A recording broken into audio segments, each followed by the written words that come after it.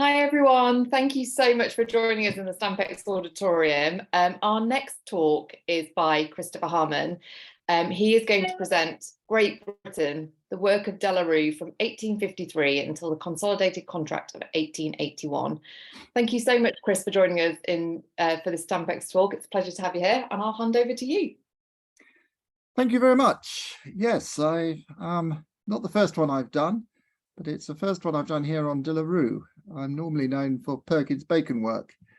The background of this, what you're going to see, the illustrations are going to be very much to do with revenue stamps. And I make no excuses for doing that rather than postage stamps, because actually De La Rue printed and were more involved in revenue stamps than they were in postage stamps, up until 1879, when they actually got the printing contract for the penny postage stamp. So actually, if you're looking at De La Rue, and the focus here is the company and how it did things, you probably find better illustrations using revenue stamps on these. At the end of this, whilst the heading says Great Britain, I've added a couple of slides on their colonial work as well, which is actually quite interesting and was quite a challenge for them. So to set off on the journey, this is the first entry in the De La Rue Daybook, which is in the National Postal Museum. It shows the head that was used for the first receipt and draft stamps. Not exactly the same head, but it's obviously a trial head on this. And this was, for De La Rue, this was their first involvement in printing any stamps for the British Inland Revenue. As far as the UK was concerned, it's the first ever typograph printed stamp, so surface printed stamp.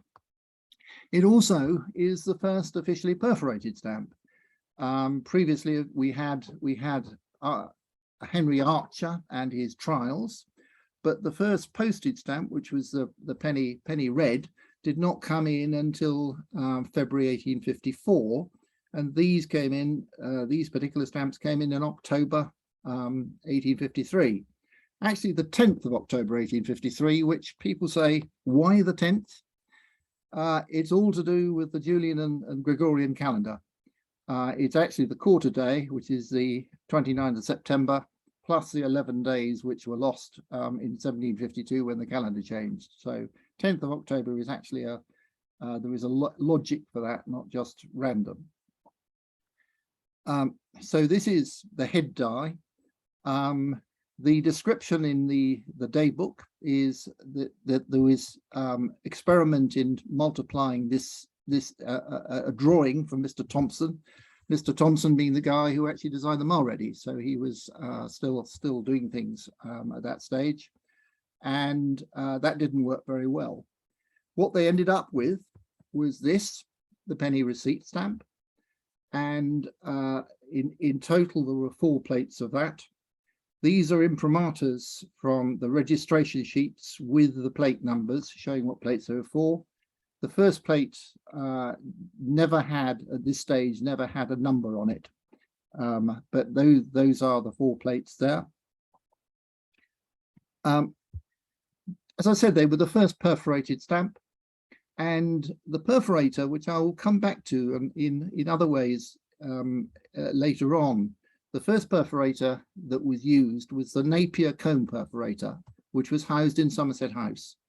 So Somerset House did all the perforating for De La Rue on its of the postage stamps and the revenue stamps, with a few exceptions, but generally they did all the perforation for the British and the colonial issues as well that were printed by De La Rue. These were big sheets of 240, so they were enormous sheets. And they used, of the comb perforators at Somerset House, they used the 2 large ones, where you get this 15.5 by 15.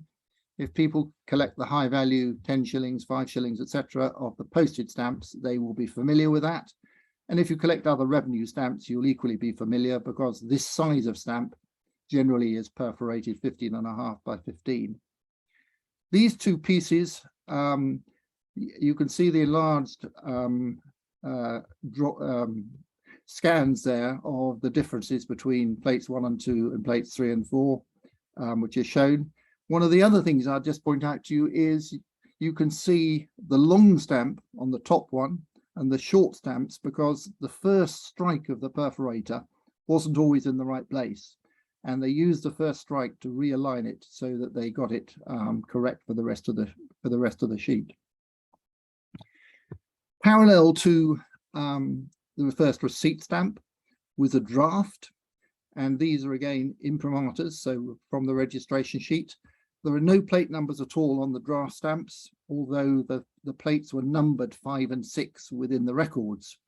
And now plate 5 is particularly interesting because despite the fact it was one of the newest things the first things that De La Rue did, they made one major mistake on plate 5. They managed to put one of the stamps upside down.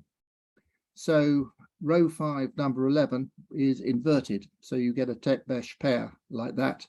That is the only one that's outside captivity. And it's amazing that that they dropped a catch that early on.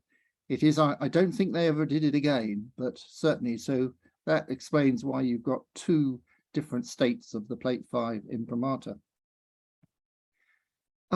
One of the stories of De La Rue is they're enhancing efficiency all the time.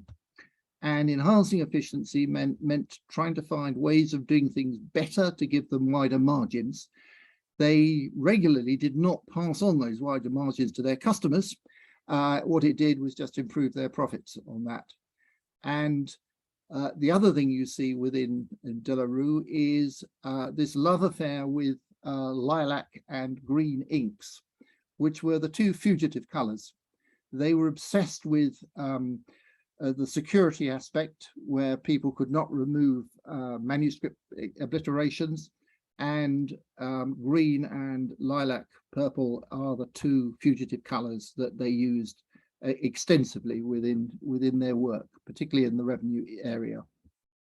This is the consolidation of the draft and receipt into one stamp, and this head was actually done by Joubert. It was done on behalf of the Inland Revenue. It was not done.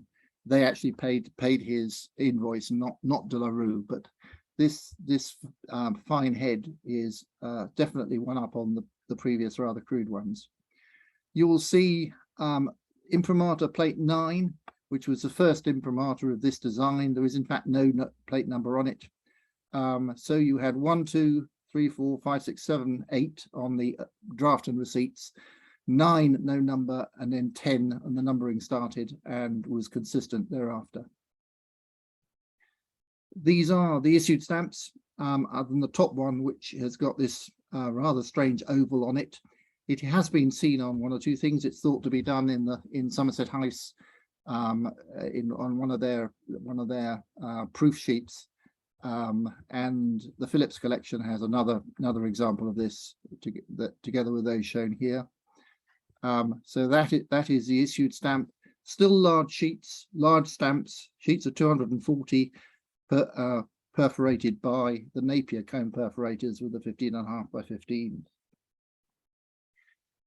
Again, part of this consolidation and efficiency, there was a move towards joining a lot of the standard duties into one duty called Inland Revenue, and there was a provisional overprint on the draft payable pink stamp here, which is shown.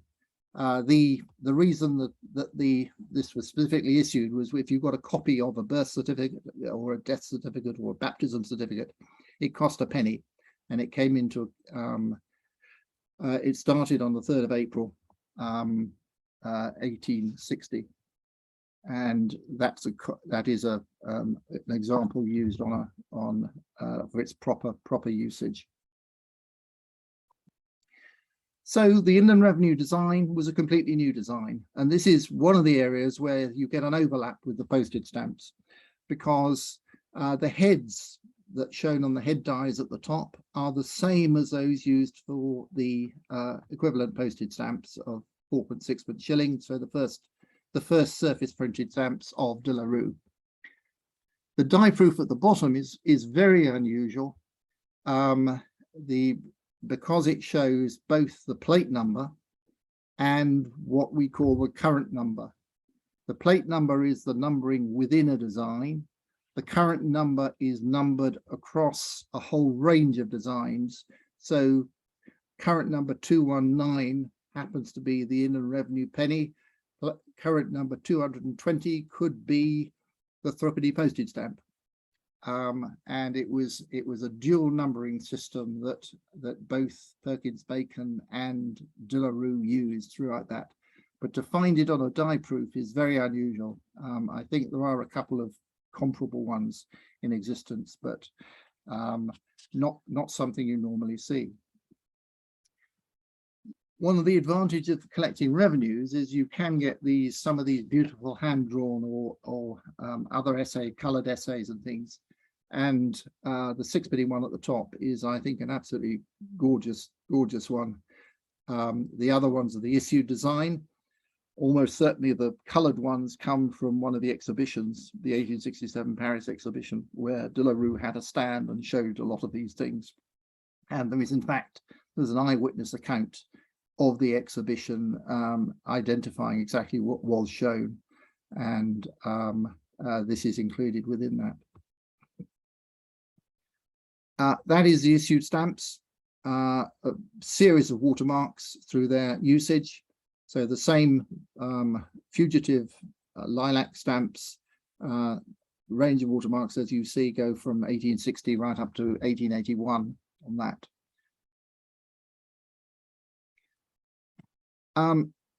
Again, a cost-saving measure. It was decided to reduce the size of those large stamps to the normal postage stamp size. And this small head was designed for this. The head die at the top is, you can see it numbered 116, which is the head die number for that, which it was used for several things beyond this. And the essays below are all partially hand-drawn. So what they did normally on these is they printed the head and then they did the surroundings by hand. The one on the left is particularly interesting because it's signed by Ormond Hill, approved. And so this is basically what the design was going to look like. And the final design is this one here. This is a die proof and a plate proof of the first plate of the small penny Inland Revenue.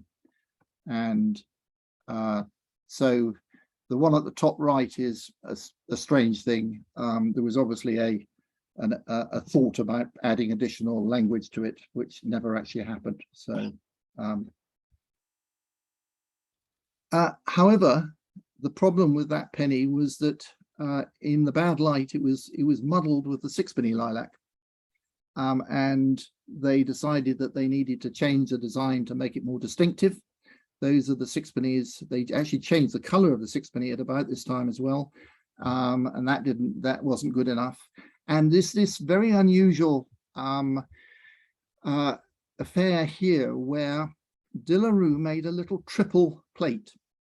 I don't know whether it's done elsewhere. I don't think I've come across it, but the little triple plate, 3 of the existing penny Inland Revenue, and 1 with alterations. So the altered one at the bottom, as you can see, the corners were filled in on the left. They were blanked in the middle and were left as it was on the right. And the middle one is identified by Ormond Hill as this is what we want. So finally, in fact, they added some ornaments to the corners. They didn't just leave them blank. And the top 3 of these are in fact this triple proof. If you stripped away the overlay, you would find this triple proof below it.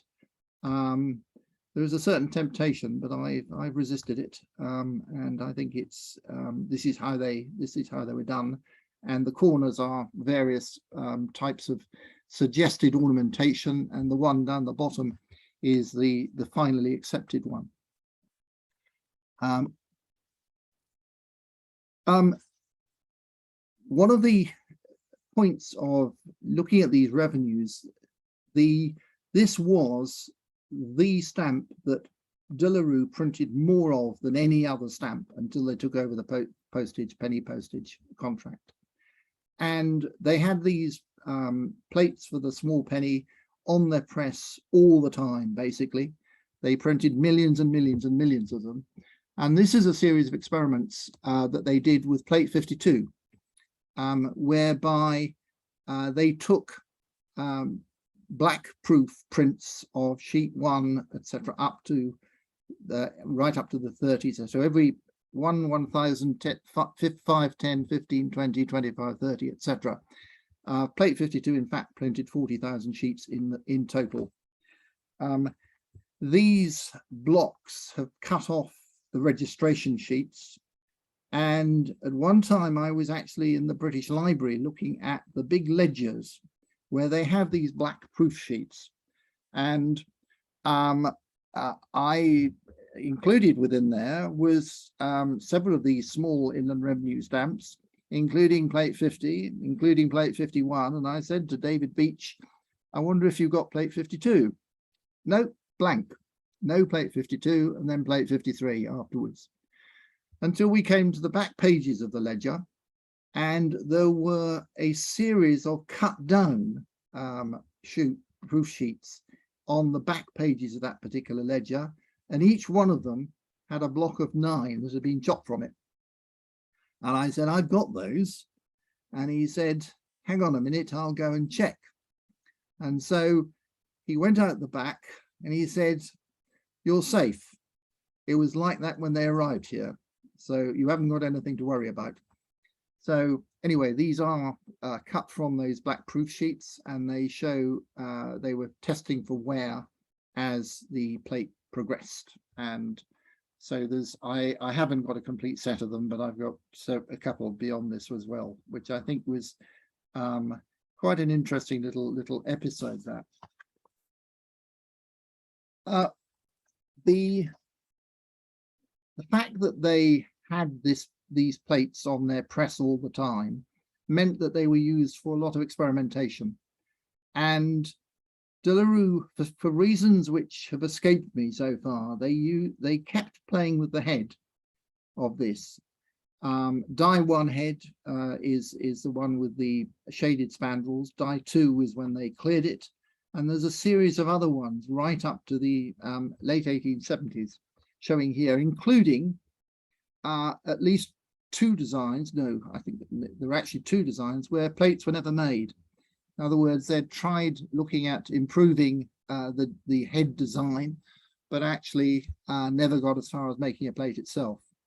And so you'll see the one in the middle, no plates were made, and the one bottom left, no plates were made, and the one on the right is the final die for this.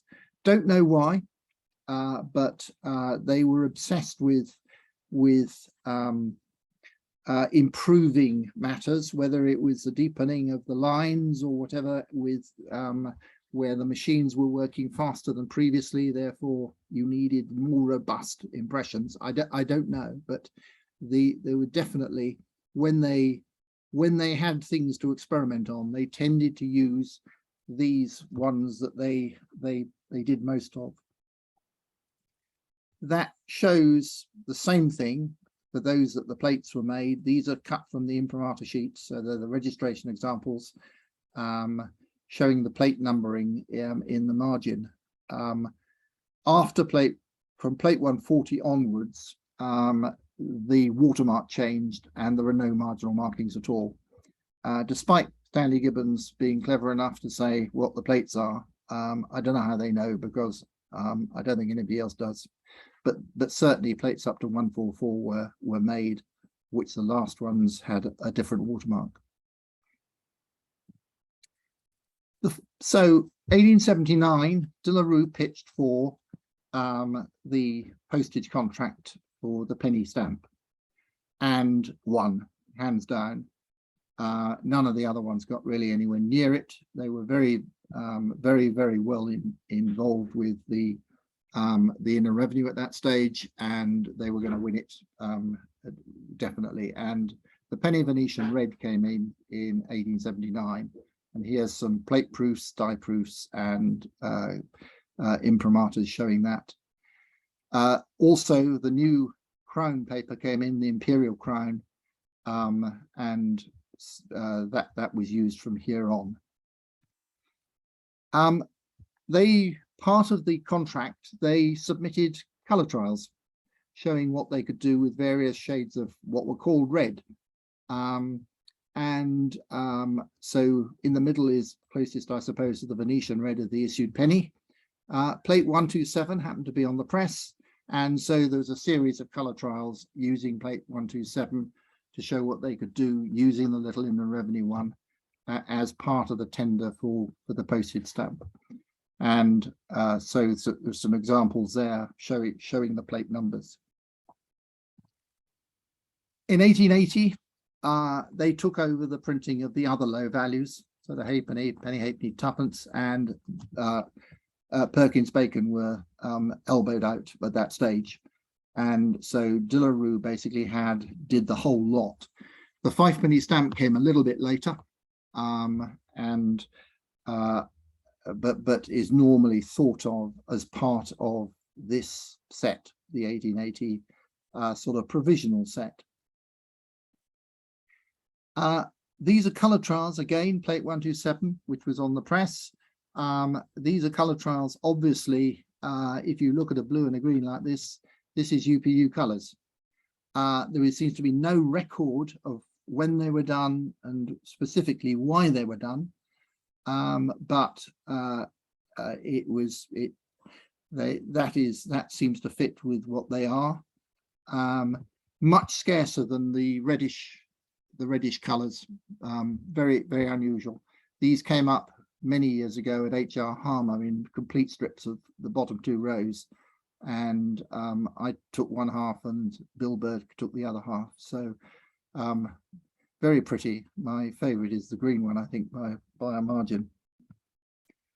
In 1880, as well, as part of the deal, De La Rue took over the contract to perforate as well as print the stamps.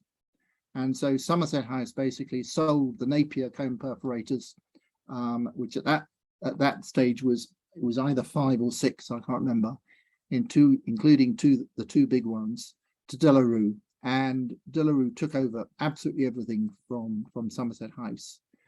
These are an unusual one because part of what De La Rue then did was to rearrange all the formats of the plates. And in rearranging the formats of the plates to make it easier for them to work, they changed the watermarks. And this is a sort of interim provisional, if you like, where they used the old watermark paper, the old format plates, with their new perforators, which were changed from the 15.5 by 15 to perf 14. And so this is you can date them very accurately to about late 1880. So they took over the perforators in the summer of 1880. They had them all up and running by the autumn, and these were among the first usages with their new gauge, which was gauge 14, which they used for basically everything thereafter. This focuses on the changes in format. I've already mentioned the Imperial Crown, which was the new format for postage stamps, with 2 panes of 120 with a gutter in between. For the small revenue stamps, it was the orb watermark, which was also used for 1 or 2 postage stamps. Again, 2 panes of 120, and that block there is the lower pane. No plate number showing at all. They also, for the larger stamps, they introduced the 20mm anchor. So we're familiar with that on the high values, 2 and 6, 5 shilling, 10 shilling, pound, and the new 5 shilling, 10 shilling pound, which came in 1883. So that's the 20mm anchor, which was also used for these large revenue stamps here. I mentioned the 5p indigo, and one of the plates on the orb, printing at that stage on the orb paper, was used to provide colour trials for the 5p indigo. And so this is the Inland Revenue again used because it was on the press, because it was one of their biggest production runs, was used in a variety of colours to look at darker colours for the 5p indigo, which was what was required. And so these fit in as part of the postage stamp story, but using a revenue stamp as a proof for a postage stamp colour. And of course, eventually we got a further consolidation where we got postage plus inland revenue coming together. So instead of having separate revenue stamps, you could use a postage stamp. And in fact, you could use the revenue stamps for postal purposes as well for a period from 1881-3. And so the penny lilac, the famous penny lilac that we've all got millions of, is inscribed postage, so like the Venetian red, and inland revenue, like the little revenue stamp there. So postage and inland revenue was the combination of the two. Similar format, sheets of 240, 2 panes of 120. And this was taken, postage and revenue was all values from 1883 up until up to the 2 and 6p. These are the lilac and green, the two fugitive colours, which did not go down well with the public. They were thought to be very, very poor stamps indeed, but they were used for a few years in the mid-1880s on that. So that is the set above a penny up to the shilling. And the 2 and 6p came in July 1883. Funny enough, I put it in there. The embossed stamp at the top doesn't really fit at all with De La Rue, but when it was agreed that that the inland revenue stamps could be used for postage, there was no 2 and 6p stamp available until July 1883. And actually, as a provisional, they used one of the embossed 2 and 6p, and this one, so dated at the end of 1882 and into 1883. As you see, not very many were used. Literally, the records show that only 3,000 odd of these were actually sold. I have never seen a fiscally used one. I have only seen postage used ones, and they are pretty scarce. So that's a story up to of the combination of the postage and revenue, the story of De La Rue, and how they set about things, how they streamlined matters and took over basically everything, all the printing, all the perforating. They were absolute kingpins of that. Now, the colonial contracts, just a brief skate, 3 or 4 slides of this.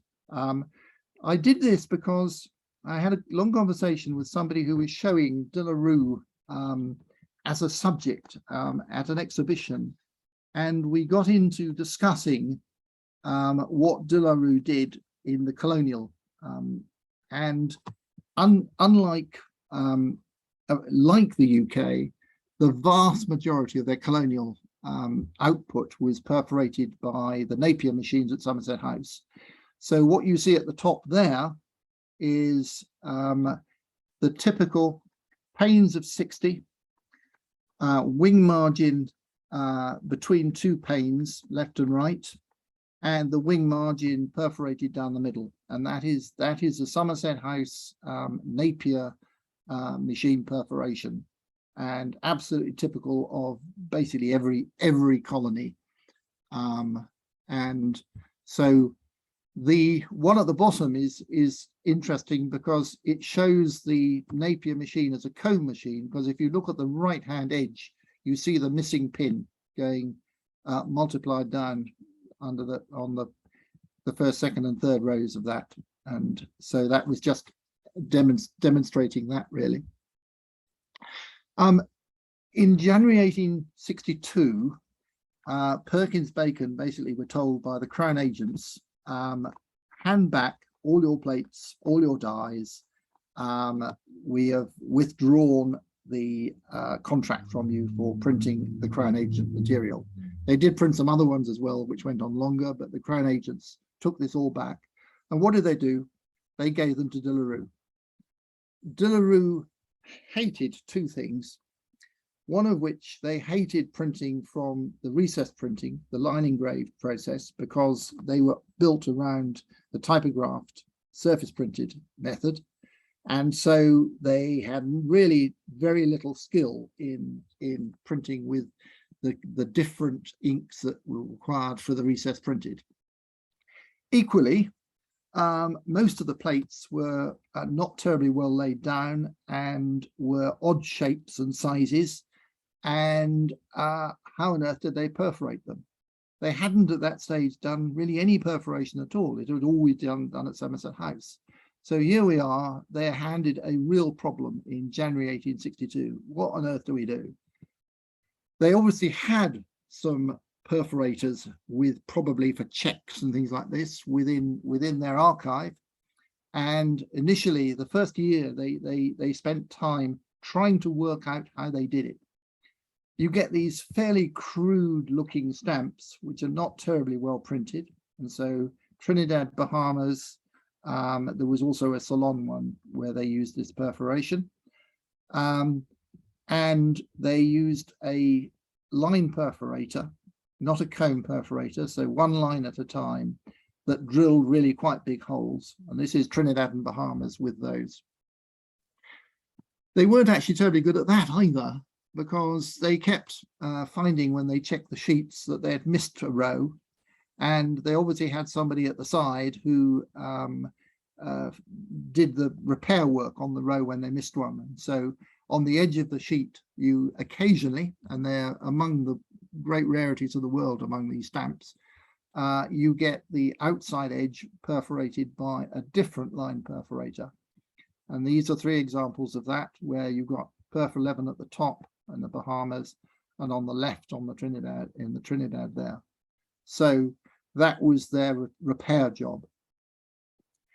They moved to try and a different gauge. So for certain colonies, two of them you see here, but also things like Western Australia, Natal, etc. And you got this perf 13 gauge, and this was them sort of getting to grips with something that was going to be longer term. And so it didn't in fact last very long in this gauge, because what they did is they went to perf 12.5, which was adopted probably about mid-1863 and was the standard perforator used where sheets could not fit through the Napier comb perforators, because size of sheet, because of the format of the stamps where they hadn't been laid down very well, etc. So it was used extensively on those plates that they got from Perkins Bacon. And you got on the left there, you got the Bahamas with perf 12.5. You could have it from a wide range of British colonies. It was the standard up until 1876. In 1876, they standardized it to slightly smaller holes. So you get the perf 14. And there's one other perforation that they used, which was a perf 12, which they used in the 1980s, but 1880s, which I haven't got here. But so you got, again, this concept of standardization. They struggled with perforation.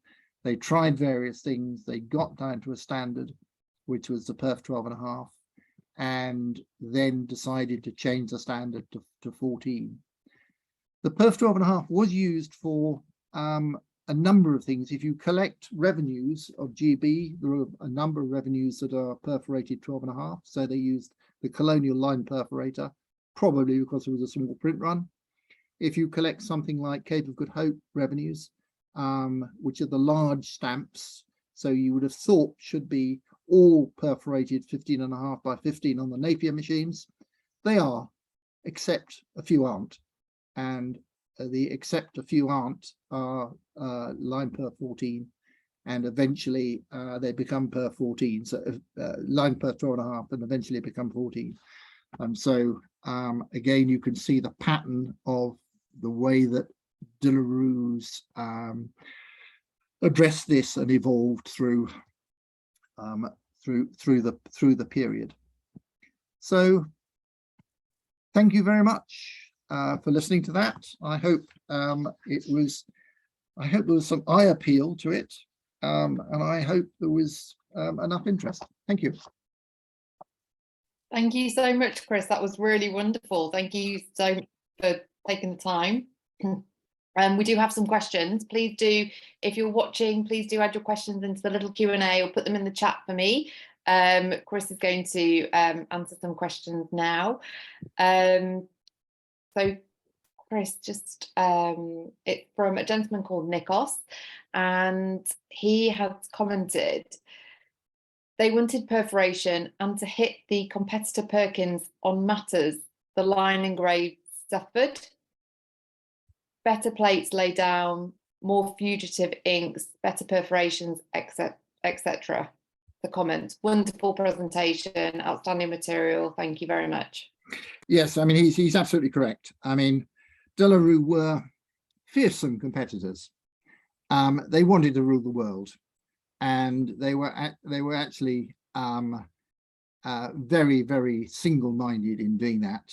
And yes, they had some issues, like when they took over the Perkins Bacon plates, which drew them onto areas that they had really no experience of doing. But they competed, and Perkins Bacon were, I think, great engineers, but they weren't great businessmen actually. And basically, head to head with De La Rue, it was pretty certain who was going to win. Brilliant, Nikos. I hope that helps.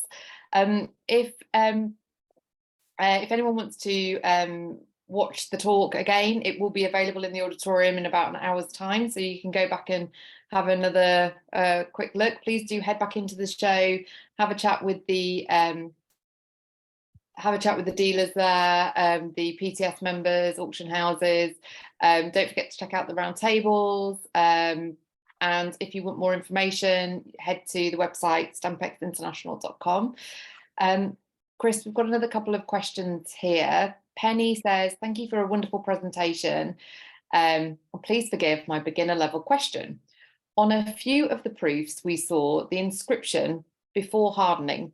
What does that refer to, and how would it affect the appearance of the stamp? Many thanks, Penny. Yeah, indeed. It is one of the notes you get on a lot of these proofs on a regular basis. Basically, the die was a steel die. It was, when it was being engraved, it was known as soft steel. Now, I mean, it's soft in terms of it's not soft like butter, but it hasn't been hardened. But what hardening was a process where you could take soft steel and through firing it with normally using leather or some other carbon substance, you actually created a hard layer on the top of the soft steel. So this was when finished, you got a lot more usage out of a die once it was hardened. So you will occasionally get before hardening. So that was a working die that the guy was probably still engraving. You get after hardening, which means that he's completed it and it's been hardened through the fire. You also get sometimes before striking and after striking, which is a different thing. It's got nothing to do with the production of the die, but what it means is that the die has been used to make the stamps for the plates. So, and before striking means this is what it looked like before I used it to build up 240 times to build up a sheet of stamps.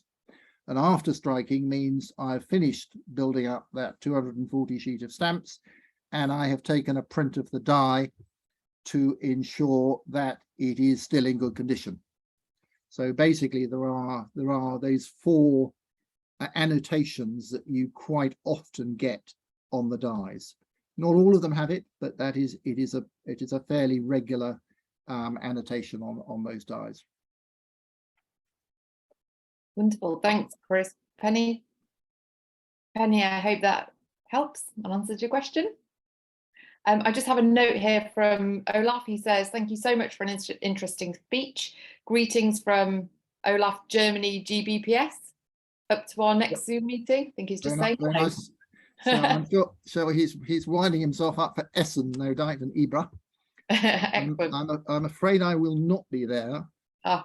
I had a bit of a medical shock the other day, and I would probably get divorced if I disobeyed orders on that one. So which is a great disappointment. I was looking forward to it, and I hope Ibra goes as well as it is likely to go. I know there's a lot of work gone into it, and it sounds like it's going to be a fantastic show. Brilliant. Great stuff. Well, that's it for us. Thank you so much, Chris. Thank you everyone for coming to watch. It's been brilliant.